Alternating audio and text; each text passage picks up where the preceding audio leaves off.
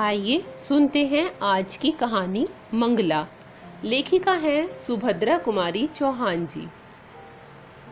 आज मंगला चली गई, मेरा घर सूना हो गया। ठीक उसी तरह जैसे बच्चों के उड़ जाने के बाद पक्षी का घोंसला सूना हो जाता है। चिड़िया बच्चे तो पालती है, सर्दी गर्मी और बरसात हर मौसम में बच्चे के लिए दाना पानी इकट्ठा करती है, तिल तिल कर अपने को मिटाती और बच्चे को बनाती है। बच्चों के पर फूटते हैं, वे बच्चों की उन्नति में खुश होती है, उन्हें उड़ना सिखाती है। परंतु ज्यों ही डैने मजबूत होते हैं, बच्चे माँ का सहारा छोड़कर घोंसले से कुछ दूर तक अकेले भी उड़ते हैं, इस डाल से उस डाल पर, इस पेड़ से उस पेड़ पर। और इस प्रकार एक दिन उड़ते उड़ते बच्चे उड़ जाते हैं। कहाँ, कौन बताए? सूने घोंसले में चिड़िया कैसे रहे? घोंसले के एक एक तिनके में बच्चों की याद समाई रहती है, जो एक दिन चिड़ियों को घोंसला छोड़ देने के लिए मजबूर कर देती है। और चिड़िया, बेचारी चिड़िया, अपने बच्चों को ढूंढने के लिए खुद भी किसी और उड़ जाती है। रह जाता है सूना प्राणहीन घोंसला। उसे बच्चों के साथ साथ चिड़िया की भी याद आती है और प्रतीक्षा करते करते कभी किसी हवा के झोंके से समझौता कर तिनके अलग होकर अलग अलग दिशा में वह भी अपनी चिड़िया और अपने बच्चों की खोज में उड़ जाता है। ना जाने कब से यह क्रम चल रहा है और अनंत काल तक चलता रहेगा। सब चिड़िया के बच्चे उड़ जाएंगे और सब चिड़िया उन्हें खोजने के लिए उनके बाद घोंसला सूना करके उड़ जाया करेंगी। पर बेटी को विदा करके माँ क्या करे? वह तो बेटी के साथ ससुराल नहीं जा सकती और ना घर ही छोड़ सकती है। जिस घर को एक एक चीज में मंगला की याद समाई है, एक एक फूल पत्ती में वह दिखती है, उसी घर में आज मंगला नहीं और मैं हूँ। और फिर मंगला जैसी लड़की अनेक बार मेरे मुंह से निकला है। ईश्वर हर एक माँ बाप को मंगला जैसी लड़की दे।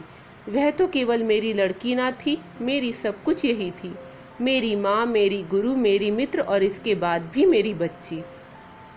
आज भी वह उतनी ही बच्ची है, परंतु उसके साथ साथ ज्ञान और शिक्षा के ऊंचे स्तर पर पहुंचकर भी अभिमान उसे छू नहीं पाया है। वह अपनी परीक्षा के दिनों में भी घर का मेरा प्रायः सभी काम करने के बाद पढ़ने बैठती थी और आज मेरी मंगला चली गई है। ईश्वर उसे खुश रखे। मुझे ऐसा लगता है और बार बार मन में एक तूफान सा उठता है कि यह जो मंगला का विछोह मुझे इतना खल रहा है, तो क्यों? इस विछोह का सृजन तो मैंने अपने ही हाथों से किया है। मंगला तो विवाह की इच्छुक ना थी। वह बार बार मुझसे यही कहती रही, अपनी गोद से तुम मुझे अलग ना करो अम्मा, तुमने मुझे पढ़ा लिखा कर इतनी बड़ी बनाया है, तुमने अभी तक मेरे लिए कष्ट उठाया है, अब अपनी सेवा करने का अवसर दो। और मैं मंगला के विवाह के लिए बड़ी उत्सुक थी। अपनी बेटी को योग्य साथी के साथ विवाह करके निश्चिंत होना चाहती थी।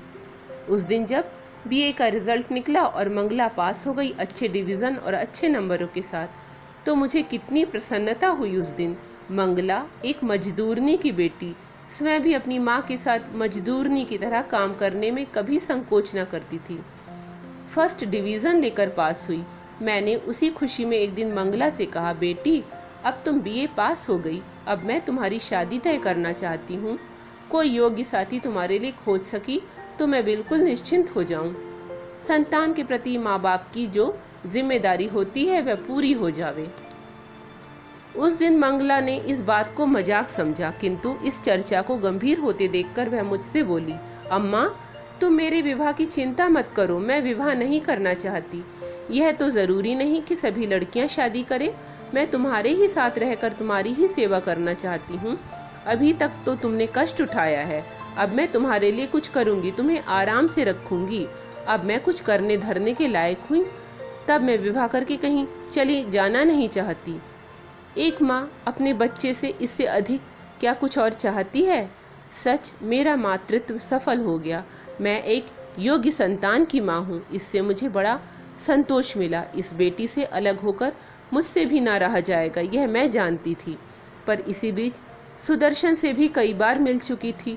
सच तो यह है कि मैं सुदर्शन को भी प्यार करने लगी थी। सुदर्शन मेरी मंगला के लिए जितना अच्छा साथी बन सकेगा उतना अच्छा लड़का शायद ही मैं कहीं खोज सकूं। इसीलिए चाहती थी मंगला यह विवाह स्वीकार कर ले।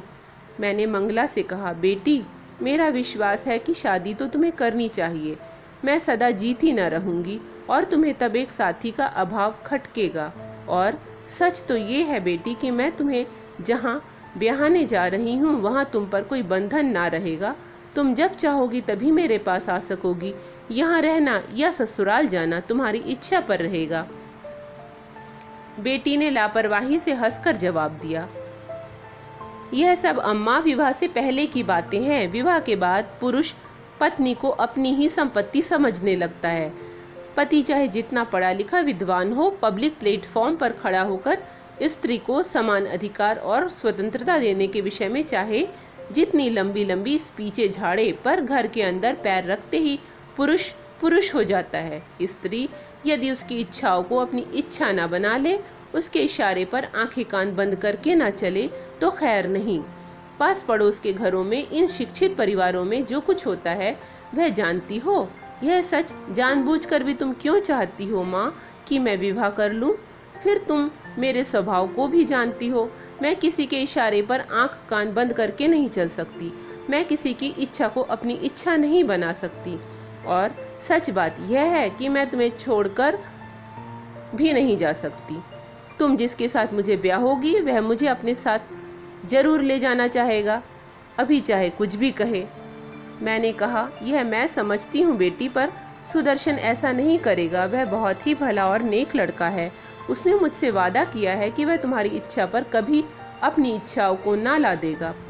मंगला कुछ गंभीर होकर बोली, जो तुम चाहो माँ वह करो।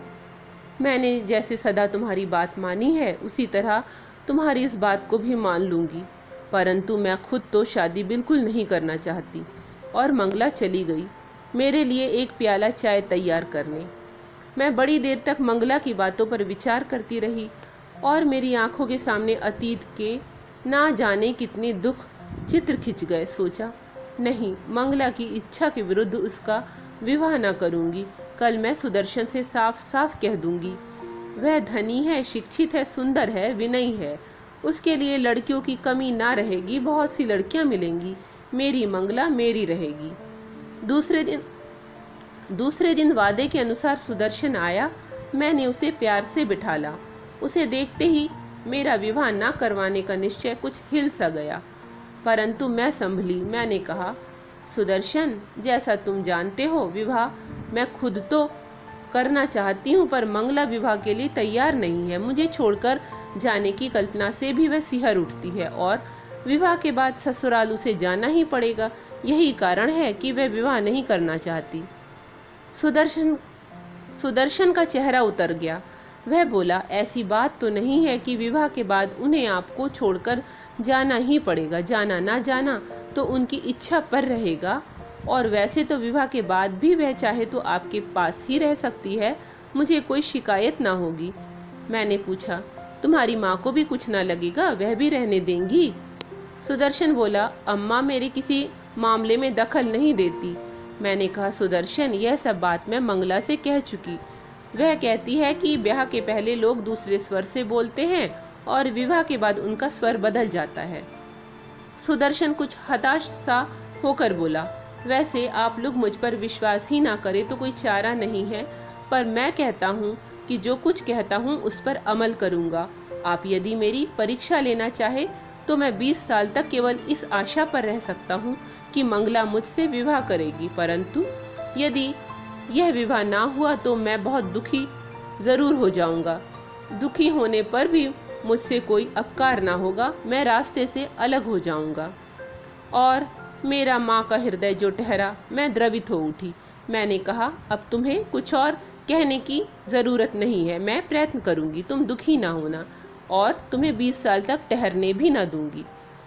सुदर्शन चला गया। दूसरी सुबह मंगला से चाय पीते पीते मैंने कहा, मंगला बेटी, मैं चाहती हूँ कि तुम यह विवाह स्वीकार कर लो और मेरा यह थका तन और मन ना जाने किस घड़ी बुझ जाए।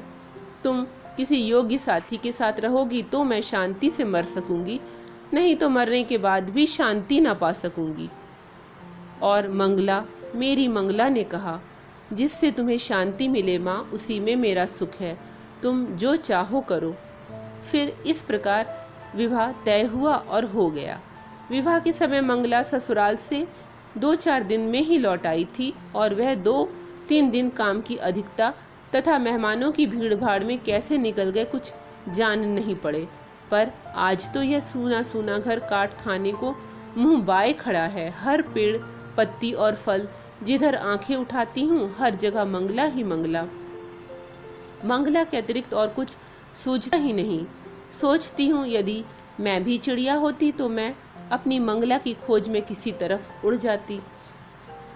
ये थी आज की कहानी।